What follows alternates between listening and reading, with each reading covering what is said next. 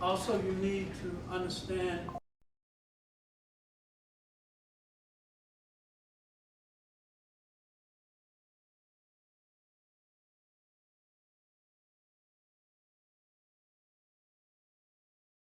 stage 0, that means it's microscopic.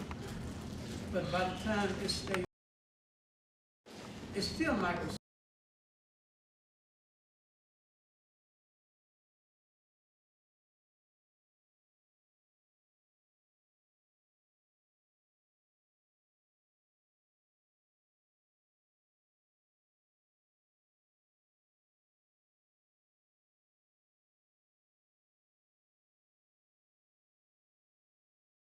The earlier stages of technology. Oh, Yeah, because you couldn't fit it. okay.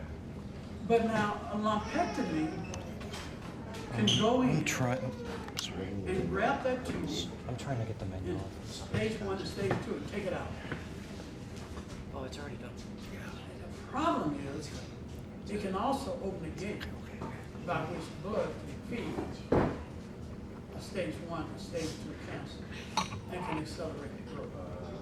So you got to be aware of that also. Yes, It's also harder to detect at that stage, right? it is. But anytime it's beyond stage 3, it's palliative care. It's chemotherapy, radiation. It means that it's invasive.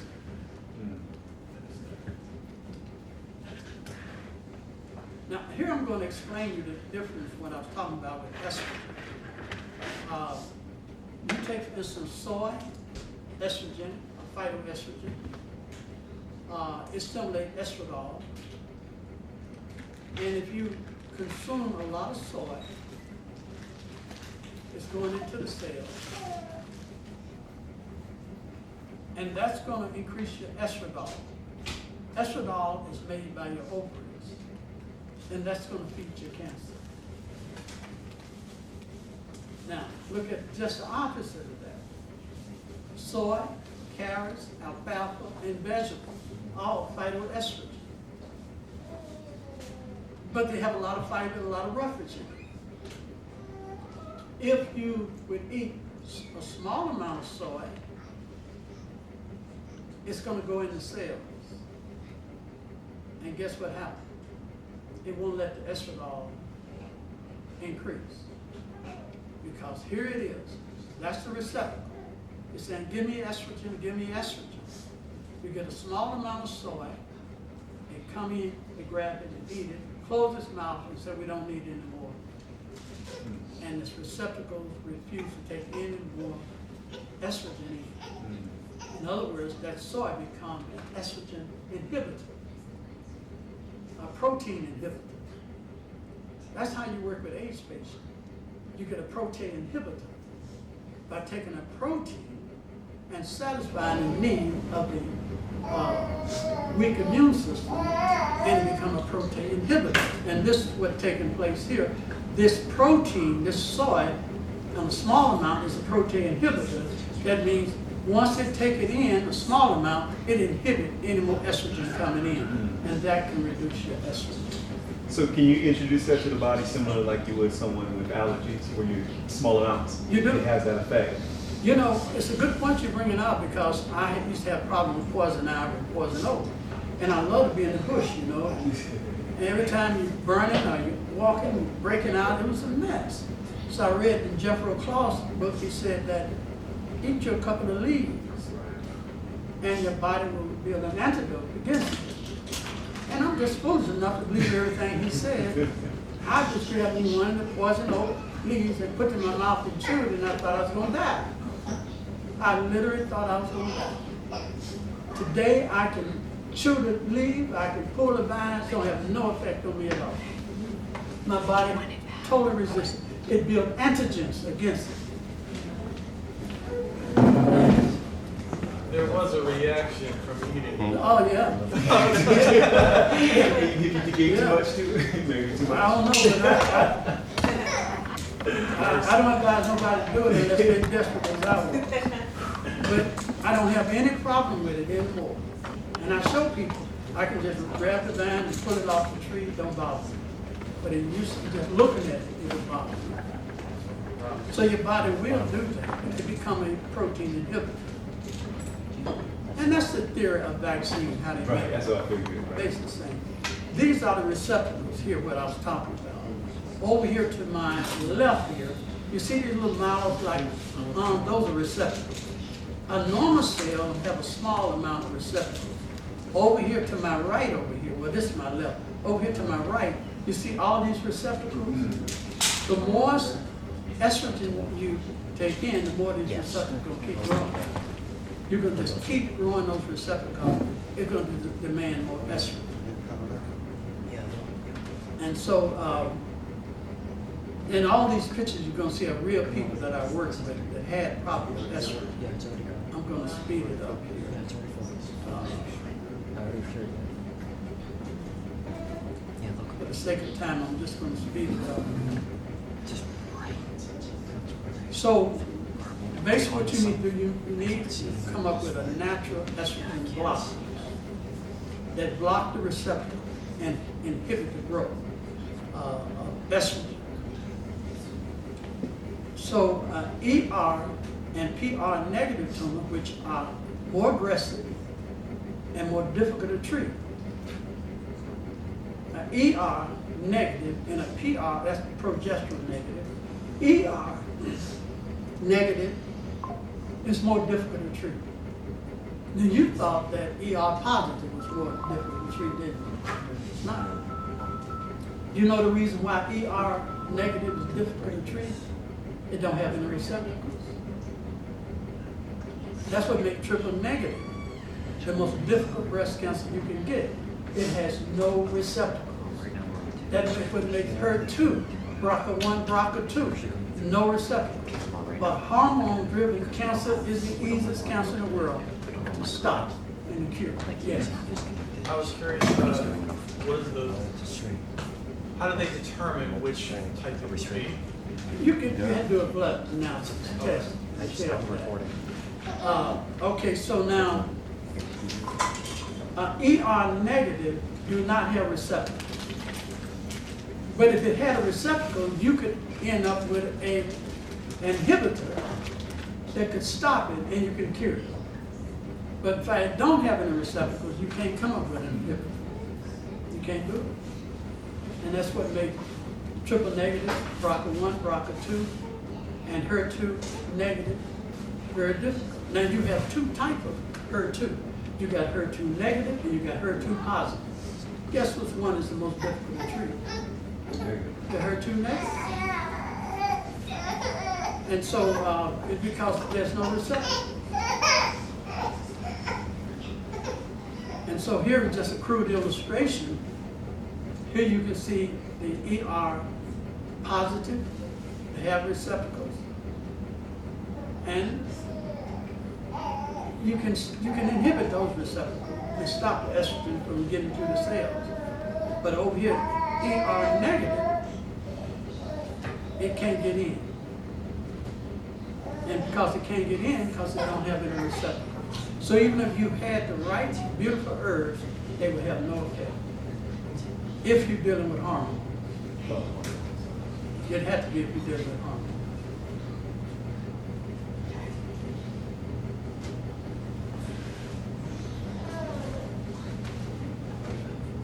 Okay, I'm just going to go right here.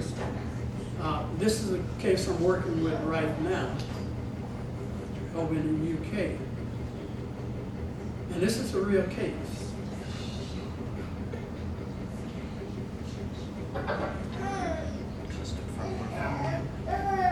Situation here with the breast, someone which is open, it's one come off. There's one at the bottom here, it's been bleeding, there's one here that's been bleeding, this one has been bleeding, there's the one coming on the side here. So there's lots of changes every time we see something different. There's the top bit here, there's the top, the side bit, the scab came off here, it seems to be healing. And then we've got this one that's open here today. Applying charcoal and flaxseed poultice on that one. And we continue to put the hydrochloric acid and honey and turmeric.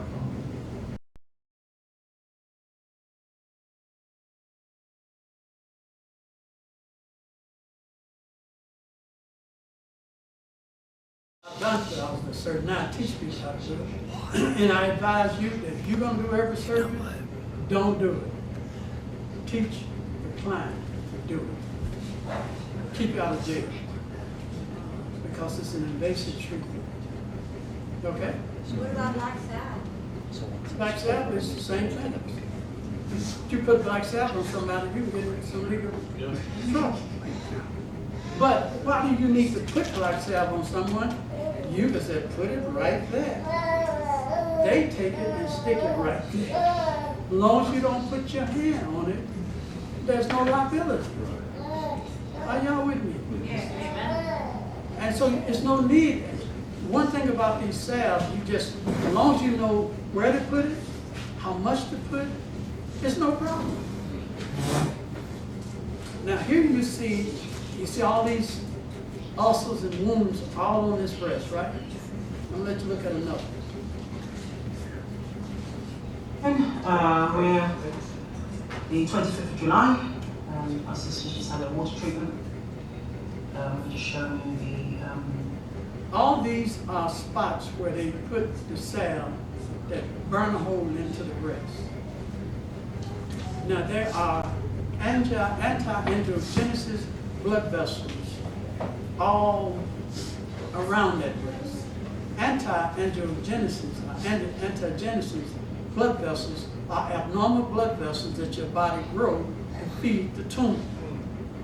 You can kill or cauterize those blood vessels and deprive that tumor from having blood and oxygen, and that tumor will die. So they had to put little pieces all around, because they can't look into that breast. They stuck it all around that breast, and it was able to go in, cauterize those blood vessels, cut off oxygen and nourishment from those tumors, and that tumor is dead. This girl here now has been dealing with this about 5 or 6 years. So she's terminal, right, at this point? She was Yeah, she was terminal, She's- right. She's good now. Yeah. She's good. They killed that tumor. See, that tumor, once you cauterize those blood vessels, you deprive it from oxygen and nourishment and blood. Blood makes it spread to other areas. Oxygen and nourishment makes it grow. But once you hit those anagenesis blood vessels, it's going to cauterize them, cut it off, and strangulate that tumor. That tumor's dead. The same way if you go get a kidney, your kidney can die in your body, and they're going to give you a kidney transplant. They don't take that other kidney out. They leave that kidney in there the rest of your life. And that's the way that tumor is there, but it has no function at all. Yes, sir. All right, on your face. Right, this is Oh, come what's happening? 20. Someone put it away, it's making more. Come put the cotton away. It's making it more bleeding. Please. Right, you see, we've got a wound here that's been bleeding. My sister's applied cotton wool to it. It has been bleeding. Look at it. You hear? This one underneath here. Yeah, it seems like it's this. Now, you're going to have this problem with bleeding, and you got to know how to deal with it. Anytime you go in and you kill a tumor in the body, and it's got an open wound, you're going to have soft and hard tissue growing together. Hard and soft tissue is a perfect blueprint for hemorrhaging and bleeding.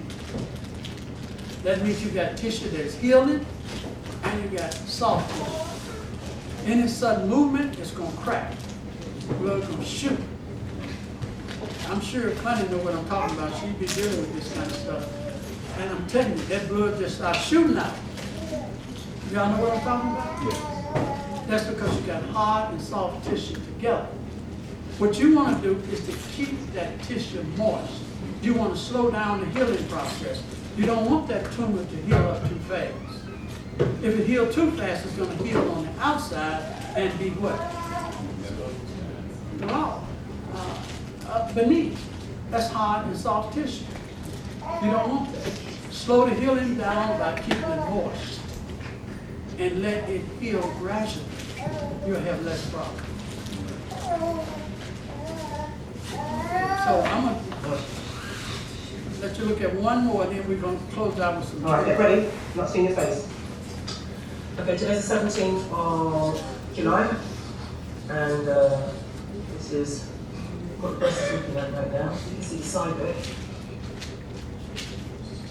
It's a side. This is where we apply the salve. These two at the bottom we did not apply the salve. So they're coming through. All right, Deborah. Now, I work with a lot of brain and oral cancer, a lot of them. I have counseled, just seen a girl over there in Trinidad got a big tumor growing out of her whole mouth. I've worked with a lot of those kind of tumors. They opt to go get surgery done, which is not going to work. And I've taken these tumors out. Big tumors, bigger than a grapefruit, in a person's mouth. But you've got to know what you're doing. With these tumors, you don't want to apply too much salve on them. For a tumor like this, bigger than a camel, do you know about how much salve I would use? Maybe a half or less than a half a teaspoon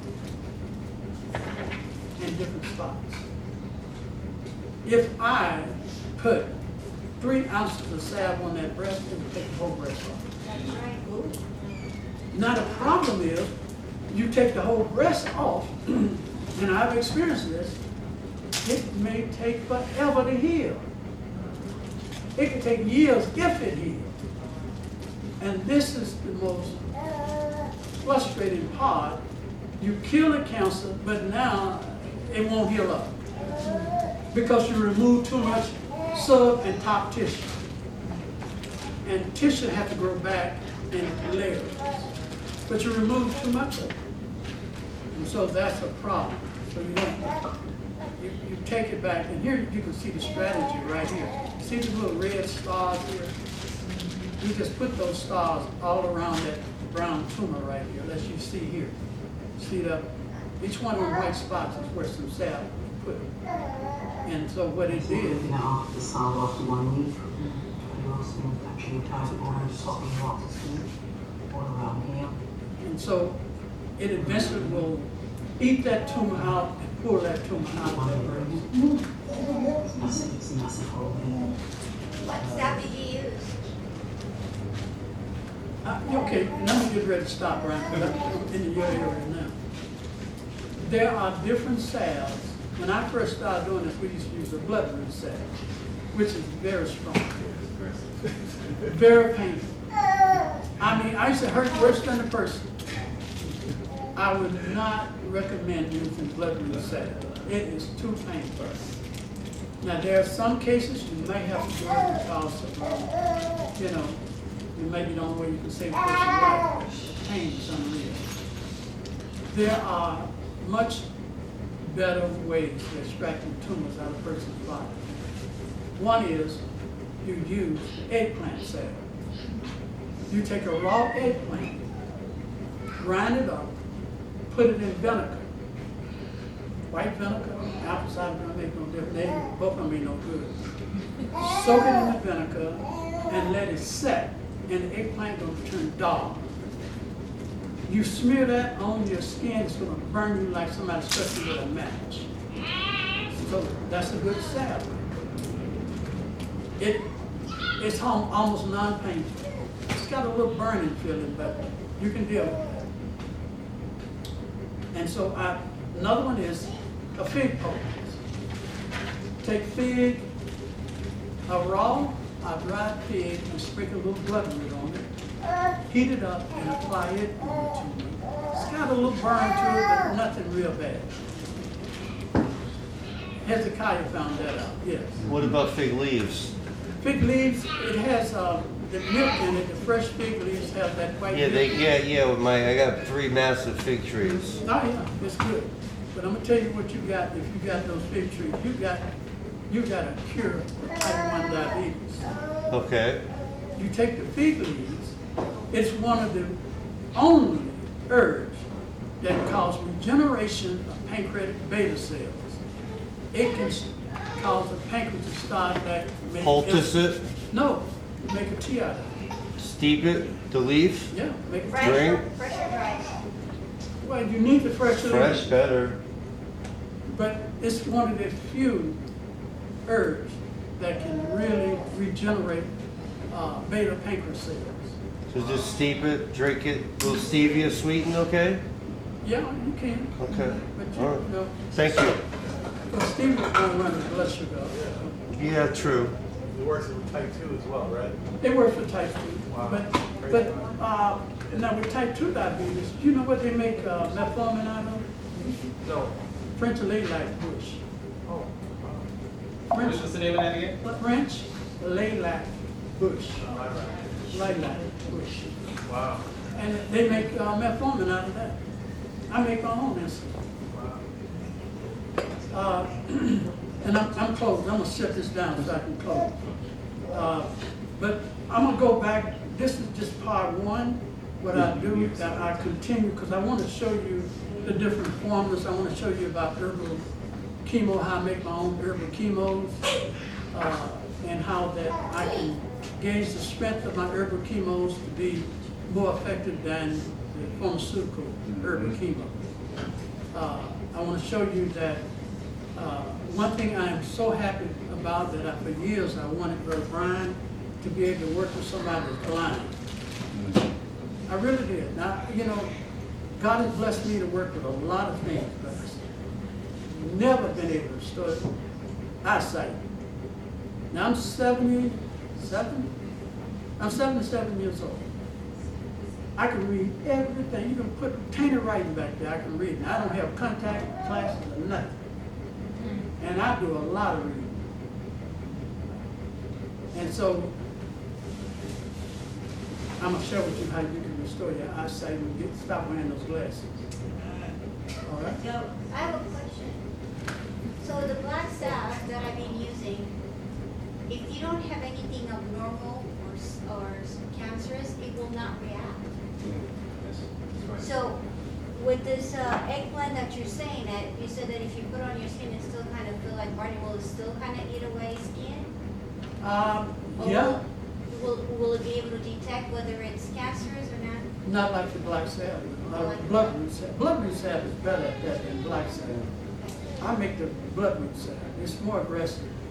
And if you got a scar, old scar tissue, an old wound, it come within a few inches of it, it's gonna burn.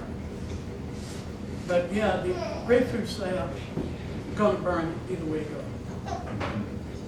So pokeroot is another one. That's another very good salve. You need to debride the wound, and we'll go more into it. You need to debride that wound, keep it clean. And the best way to do that is sugar and iodine. Sugar and iodine. Take 1 pound of white sugar with 1 ounce of iodine. Mix it together and pack the wound with that, and it will dissolve and debride that wound and clean it out. And that's so important when you want to do that. Yes, ma'am. You said when you're applying the salve or the poultice to a certain area, right, where the person is, how would you slow down the bleeding? You said keep it moist with, such as? Yeah, if the person starts bleeding hemorrhaging, what you want to do is to take some alum root and cayenne pepper. Aloe and cayenne? No, A-L-U-M. Okay. That's the old English word. The new word for it is crane's bill. Crane's bill. By alum root, they're the same thing. Mix that together and apply that. Sprinkle that and do a pressure bandage, hold pressure to the stomach. If a woman is bleeding, hemorrhaging from menstrual cycle, alum root is perfect herb for that. Okay, I'm gonna stop right now. So you have- Praise God. Amen. Thank y'all so much. You press up. You press up. Okay. I'm sorry, can you repeat 1 pound of sugar to how much iodine? 1 ounce of iodine. 1 ounce. ounce of iodine. Yes. Father, which art in heaven, Lord, thank you once again for your grace and your mercy. Thank you, Father, for allowing Brian, Lord, to make it possible, Lord, that we could just share a few things in the medical work, and Lord, bless them as they expound on the complete gospel, that is, three angels' message.